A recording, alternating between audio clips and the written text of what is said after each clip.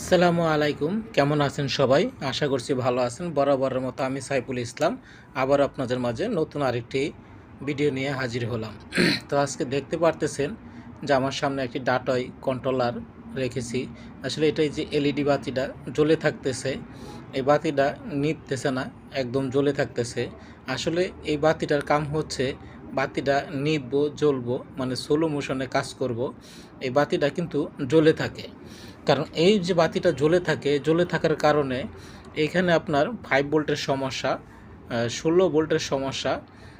এই ভোল্টেজগুলা কম থাকতেছে, এখানে 5 ভোল্ট নাই, 0.4 ভোল্ট আছে। 0.4 ভোল্টের কারণে এই কন্ট্রোলারটি চলতেছে না। তো আজকে এই যে এলইডি বাতিটা জ্বলে থাকে, এটা কিন্তু ডাটাই 1000 ওয়াট কন্ট্রোলার। এই এলইডি বাতিটা কেন জ্বলে থাকে এবং এটা কোথায় থেকে সমাধান করতে হবে সেই বিষয়ে আজকে এই ভিডিও। তো আপনারা পাশে থাকেন, দেখেন আমি কাজ করতেছি। এই যে বাতিটা দুইটা বাড়ি দিছে, দুইটা বাড়ি দেওয়ার পরে দেখেন জ্বলে রয়েছে। এই যে বাতিটা জ্বলে রয়েছে, এটা যে প্রথম যেরকম আপ ডাউন করছে সেম এরকম আপ ডাউন করবে। আপ ডাউন যদি না করে তাহলে কিন্তু এই কন্ট্রোলারটা চলবে না। এখানে যখনই আপনার ভোল্টেজটা অ্যাকুরেট হবে তখনই এই বাতিটা নিভবে এবং জ্বলবে। এখানে আমি ভোল্টেজটা মাপ দিচ্ছি, দেখেন এখানে ভোল্টেজ কত আছে। এখানে যে ভোল্টেজটা দেখাইতেছে 5 ভোল্ট, কিন্তু আস্তে আস্তে ভোল্টেজটা নেমে যাবে এবং দেখেন মিটারের কাঁটাগুলা কিভাবে কাঁপতেছে। এখানে ভোল্টেজটা হাফ ডাউন করতেছে, তার কারণ হচ্ছে এখানে যে কোনো একটা সমস্যা আছে। হ্যাঁ, এখানে স্টার্টিং যে সাইডটা আছে, স্টার্টিং সাইডটা কাজ করতেছে না। এখানে রেজিস্টার আছে, এখানে 649 একটা ট্রানজিস্টর আছে এবং এই যে রেজিস্টারগুলো লুজ কালেকশন থাকতে পারে। হ্যাঁ, এই যে বাতিটা জ্বলে রয়েছে, বাতিটা জ্বলে থাকার কারণে এখানে ভোল্টেজটা ওভার ভোল্টেজ ঢুকতেছে। ওভার ভোল্টেজ ঢোকার কারণে কিন্তু এলইডি বাতিটা জ্বলতেছে। এখানে যে স্টার্টিং সাইডটা আছে, স্টার্টিং সাইডটা ভোল্ট নিয়ন্ত্রণ করতে পারতেছে না, এই জন্য এখানে জ্বলতেছে। এখানে যে 649 ট্রানজিস্টরটা খারাপ হইতে পারে এবং রেজিস্টার খারাপ হইতে পারে। এখানে আরেকটা 7805 ট্রানজিস্টর আছে, সেটাও খারাপ হতে পারে। এখন এইখানে যে ভোল্টেজগুলো যদি অ্যাকুরেট না থাকে তাহলে এই কন্ট্রোলারটা সমস্যা হইতে পারে। তাই এখানে আপনাদেরকে বলবো যে এই ভিডিওতে আমি যে কাজটা দিতেছি একদম পারফেক্টলিভাবে। এখানে দেখেন আমি মাইনাসে ধরলাম, ধরার পরে আমি ভোল্টেজগুলা মাপ দিব, যে যে জায়গায় ভোল্টেজগুলো থাকে। দেখেন 5 ভোল্টের জায়গাত এখানে 0.4 ভোল্ট আছে। এই 0.4 ভোল্টে এই কন্ট্রোলার চলবে না। এখানে আরেকটা হাই ভোল্টেজ আছে, হাই ভোল্টেজ ঠিক আছে, যেটা 60 ভোল্ট, সেই 60 ভোল্ট কিন্তু ঠিক আছে। আর এখন দেখেন আমি এই যে 78 যে সিগন্যালে যেখানে 5 ভোল্ট থাকবে সেখানে কিন্তু 0.4 ভোল্ট আমরা পাইছি। তো 0.4 ভোল্ট থাকলে কিন্তু 5 ভোল্টের জায়গা এটা চলবে না, পুরোপুরি 5 ভোল্টেই লাগবে। এইখানে দেখেন যে রেজিস্টারের মাথায় যেখানে 14 ভোল্ট 16 ভোল্ট থাকার কথা, সেই জায়গায় কিন্তু দেখেন প্রায় 45 ভোল্ট আসছে। আসলে এই যে ভোল্টেজটা বাড়ছে, এই বাড়ার কারণে কিন্তু এই কন্ট্রোলারটি এখানে হ্যাং হচ্ছে, এই বাতিটা জ্বলে থাকতেছে। এটার সমাধান একদম নিখুঁতভাবে আমি আপনাদেরকে দেখিয়ে দেব। হ্যাঁ, এখানে আমি আরেকটা কথা বলি আপনাদেরকে। এই মুহূর্তে যারা আমার ভিডিওটা দেখতেছেন সবাইকে অসংখ্য অসংখ্য ধন্যবাদ। আর যারা এখন পর্যন্ত সাবস্ক্রাইব করেন নাই তারা অবশ্যই সাবস্ক্রাইব করে নেবেন। আর যারা সাবস্ক্রাইব করছেন তাদেরকে অসংখ্য ধন্যবাদ। এইখানে আমি প্রত্যেকটা পার্টসই মাপ দিয়ে দিয়ে দেখেছি। হ্যাঁ, কিন্তু এখন আমি যেখানে সিস্টেম আইসিটা আছে সেই সিস্টেম আইসিটা আমি খুলতেছি, কারণ এটা সিস্টেম আইসিতে কি সমস্যা। এই আইসিটা চেঞ্জ করার পরেই দেখবেন যে এই কন্ট্রোলারটা পুরোপুরি একদম পারফেক্ট হয়ে গেছে। তো আমি এর ফাঁকে আরেকটু কথা বলি, যদি কেউ কাজ শিখতে চান তাহলে অবশ্যই আমার সাথে যোগাযোগ করবেন। প্রত্যেকটা ভিডিওতে আমার নাম্বার দেওয়া আছে, সেই নাম্বারে যোগাযোগ করে আমাদের এখানে আসবেন। আমাদের এখানে থাকা খাওয়ার সুব্যবস্থা আছে, আপনারা যে কোনো ডিস্ট্রিক্ট থেকে আসতে পারেন, এসে কাজ শিখতে পারেন। আর আমাদের এইখানে প্র্যাকটিক্যালে কাজগুলো শেখানো হয়, আমরা কোনো টেকনিক্যালে কাজ শেখাই না। আর আমাদের এখানে কি কি কাজ শেখানো হয় সেটাও আমি আপনাদেরকে বলে দিচ্ছি। আমাদের এখানে ব্যাটারি চালিত অটো, ইজি বাইক, রিক্সা, ভ্যান গাড়ি, যত গাড়ি আছে সব ধরনের গাড়ির কাজ আমাদের এখানে প্রশিক্ষণ দেওয়া হয়।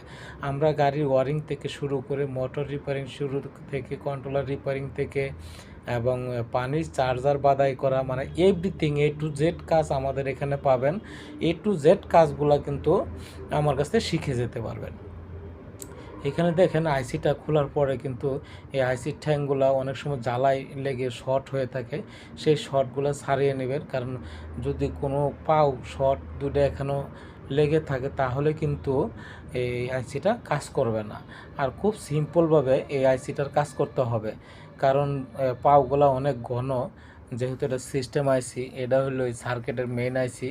এই আইসি থেকে সারা সার্কিটের লাইন গেছে, ভোল্টেজ গেছে। তো এই আইসিটা মূলত এখানে সমস্যা। আমি আইসিটা চেঞ্জ করার পরে দেখবেন যে খুব সুন্দরভাবে কন্ট্রোলারটি ঠিক হয়ে গেছে। অনেকেই কিন্তু দেখা গেছে এই কাজটা করতে পারে না, আমি আপনাদেরকে চট করে দেখিয়ে দিচ্ছি। আর একটি কথা বলবো, যদি আমার ভিডিওটা দেখে আপনাদের ভালো লাগে তো পর্যাপ্ত পরিমাণ শেয়ার করে দেবেন, কারণ আপনারা একটা শেয়ারের কারণে আরও একজন ভাই উপকৃত হইতে পারে, এই কাজে যারা আটকাছে তারাও শিখতে পারে। হ্যাঁ, তা আপনারা ভিডিওগুলি শেয়ার করবেন, শেয়ার করলে আমারও ভালো লাগে যে আমি ভালো কাজ আপনাকে দিতে পারতেছি। এই শেয়ারের বিনিময়ে দেখা গেছে আরেকটা ভিডিও আমি নতুনভাবে তৈরি করব, সেই ভিডিওটা তৈরি করলে কিন্তু আপনারা আবার এই কাজটা শিখতে পারবেন। আরেকটি কথা বলবো যে আসলে ভিডিওটা অনেক বিলম্ব হচ্ছে, তারপরেও কথা বলতে হচ্ছে, সেটা হলো যে অনেক জায়গায় কাজ শেখার নাম করে টাকা নিচ্ছে কিন্তু কাজ পরিপূর্ণ শেখাচ্ছে না। কারণ অনেকেই দেখা গেছে ইউটিউবের ব্যবসা করে, ইউটিউবের ব্যবসা করার কারণে সে লোক টাইনে দেখা গেছে আরেকজন মিস্ত্রির কাছে দেয়, তখন ওই মিস্ত্রি কিছু টাকা পায়, যে নিচ্ছে ও টাকা নিচ্ছে। তাই বিনিময়ে দেখা গেছে যারা কাজ ওখানে শিখতে যাচ্ছে তাদেরই কিন্তু সমস্যা হচ্ছে, তারা একুরেটভাবে কাজ শিখতে পারতেছে না। তো ইতিপূর্বে আমি আরও 2টা ভিডিও দিয়েছি এবং জায়গার নামও বলে দিয়েছি, যে অনেকেই দেখছেন যে নারায়ণগঞ্জ ফতুল্লা একজন মিস্ত্রি হয়েছে, বউয়ে ফোন ধরে, বউয়ে কন্ট্যাক্ট করে, বউয়ে কথা বলে লোক টেনে নেয়। আসলে এরকম মহিলা মানুষের কথা শুনে কোথাও যাবেন না, কারণ মহিলার কোনো ক্ষমতা নাই। আমি যতটুকু শুনতে পারছি যে মহিলা বলে কাজ শেখায়, মহিলা কতটুকু কাজ শেখায়? মহিলারা বুদ্ধি জ্ঞানে মেকারি জগতে এতটা নাই যে সে শিখাইতে পারে। তাই ওখানে আমার একটা ভাই যেটা কাজ শিখতে আমার এখানে আসছে, উনি কিন্তু ওই জায়গায় গিয়েছিল, উনি 25,000 টাকা দিয়েছিল, কিন্তু বিনিময়ে উনি 10 টাকার কাজও শিখতে পারে নাই। উনি আবার 15 দিন পরে আমার এখানে আসছে, আইসা আমার এখানে কাজ শিখতেছে, ইনশাল্লাহ ভালো কাজ করে। ভিডিওতে ওনার সাক্ষাৎকার আছে, দেখেন। উনি বলছে যে উনি কতটুকু কাজ শিখছে এবং আমাদের এখানে এসে কতটুকু শিখছে। তা আরেকজন লোক ওর সাথে কাজ শিখতে গেছিল, তার একটা অটো ভ্যান ছিল, সেই ভ্যানটাই তার সম্বল ছিল। এই সম্বলটুকু শেষ করে ওখানে কাজ শিখতে গেছিলো, বিনিময়ে উনি আসার সময় লাস্টে গাড়ি ভাড়ার টাকাটা ওনার কাছ থেকে আনতে পারেন না, 3-4 জনের রিকোয়েস্ট করে তারপরে কিছু টাকা নিয়ে দিছে, এটা নিয়েই ওই লোকটা বাড়িতে গেছে। আসলে খুব দুঃখজনক যে একটা মানুষ অনেক আশা করে এখানে কাজ শিখতে যায়, সেই আশাটা যদি নষ্ট হয়ে যায় তার আর কিছুই করার থাকে না, তার শেষ সম্বলটুকু অন্য শেষ করে থুয়েছে। তো দেখেন আমি এখানে আইসিটা আবার সুন্দরভাবে বসিয়ে ঝালাই করে নেব, ঝালাই করার পরে যখন লাইনটা দিব, লাইনটা দেওয়ার পরে দেখবেন যে অটোমেটিকলি বাতিটি আগের মতন খেলতেছে। তো এখানে আমি যে কথাটা বলতে চাইছিলাম, যে তার শেষ সম্বল বিক্রি করে সে চাইছিল তার জীবনটাকে সুন্দর করে সাজাবে। আর আমি এই বলবো যে যেই লোকটা ওনাকে এইভাবে ঠকাইছে, টাকাগুলো নষ্ট করছে, কাজ শিখাইতে পারে না বা শিখায় নাই, ওই লোকের আপাতত টাকাগুলো ফেরত দেওয়া উচিত ছিল। যেহেতু লোকটা গরিব, নিতান্তই গরিব, উনি ব্যান্ডটা বিক্রি করে কাজ শিখতে আসছিল, উনি তো বাড়িতে বলে আসছিল যে আমি কাজ শিখতে চাইতেছি, তোমরা থাকো কিছুদিন কষ্ট করো, আমি যখন কাজ শিখে এসে দোকান দিব তখন আবার আমার ইনকাম হবে, ইনকাম হবে আল্লাহ আল্লাহ দিলে আমি আবার তোমাদেরকে নিয়ে খুব সুন্দরভাবে চলতে হবে। তার যে এই আশাটা নষ্ট করলো, এই আশাটা নষ্ট করার অধিকার কারোরই নাই। তো আমি একটা কথাই বলবো যে যারা দূরে থেকে আসতেছেন আমার এখানে কাজ শেখার জন্য, তারা মনে অনেক আশা নিয়ে আসেন। আসলে এই আশাগুলা নষ্ট করার কোনো অধিকার আমার নাই। তবে আমি একটা জিনিস আপনাদেরকে বলতে পারি, সেই জিনিসটা হলো যে আমার এখানে কোনো নির্দিষ্ট টাইম নাই, 1 ঘন্টা 2 ঘন্টা যে কোচিং শিখাবো আপনাদেরকে, এরকম টাইম নাই। আমার এখানে সকাল 10টা থেকে আমার কাজ স্টার্ট হয় রাতে 10টা 11টা পর্যন্ত।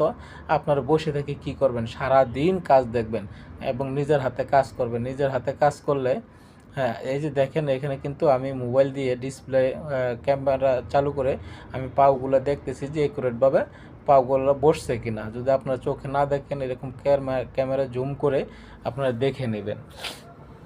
তো বিষয় হচ্ছে যে আপনারা যদি সবসময় কাজগুলো দেখেন, 10টা কাজ দেখলে তো 2টা কাজ মাথায় অবশ্যই ঢুকবে। তো আমাদের এখানে যারা কাজ শিখতে আসতেছে তারা কিন্তু সবাই আল্লাহ রহমতে পারফেক্ট হয়ে যাচ্ছে। এখন দেখেন আমি লাইনটা দিলাম, লাইনটা দেওয়ার পরে আইসিটা লাগানোর পরে দেখেন বাতিটা খেলতেছে। আর আগে কিন্তু 2টা বাড়ি দিয়ে বাতিটা থেমে গেছিলো, হ্যাং হয়ে গেছিলো। এখন দেখেন পারফেক্টভাবে এখানে ক্লিয়ার হয়েছে এবং কন্ট্রোলারটাও ঠিক হয়েছে। তো দেখেন এই যে বাতি জ্বলে থাকে, এরকম কন্ট্রোলার আপনারা পাইলে এরকমভাবে দেখে আপনারা কাজগুলো করতে পারেন। তো ভিডিওগুলো ভালো লাগলে অবশ্যই আপনারা বেশি বেশি করে শেয়ার করে দিবেন, যাতে এই কাজগুলা আরও নতুন নতুন কাজ আপনাদেরকে উপহার দিতে পারি। এখন আমি আসলে ভিডিওটা অনেক বিলম্ব করে ফেলাইছি, তো আমি আর বেশি কিছু বলবো না। এখানে দেখেন যে 649 যে ট্রানজিস্টরটা ওটাও খারাপ হয়, রেজিস্টারটাও খারাপ হয়। ওখানে 7805 আছে, ওটাও নষ্ট হয়। এখানে কিছু গুঁড়া পার্টস আছে, সেই গুঁড়া পার্টসগুলোও নষ্ট হয়। আপনারা সবগুলা চেক টেক করে লাস্ট ফিনিশিং আপনারা এই সিস্টেম আইসিটা চেঞ্জ করবেন। যদি অন্য কোথাও তো সমাধান না হয়, তাহলে লাস্ট ফিনিশিং আপনাদের এই সিস্টেম আইসিটা চেঞ্জ করবেন। সিস্টেম আইসিটা চেঞ্জ করলেই আপনার এই ভোল্টেজটা একুরেট হয়ে যাবে। তো এখানে সবগুলাই চেক করতে হবে, যেহেতু পার্টসের মাপ আমরা জানি, মিটার সম্বন্ধে আমরা বুঝি, তাহলে আমরা মাপ দিয়ে পার্টসগুলি একুরেট করে তারপরে আমরা এই কাজগুলো করব। তো এই পর্যন্ত সবাই ভালো থাকবেন, সুস্থ থাকবেন, এই কামনাই করছি। এই কথা বলে বিদায় নিচ্ছি আপনাদের কাছে। সবাই ভালো থাকবেন। আল্লাহ হাফেজ। আসসালামু আলাইকুম।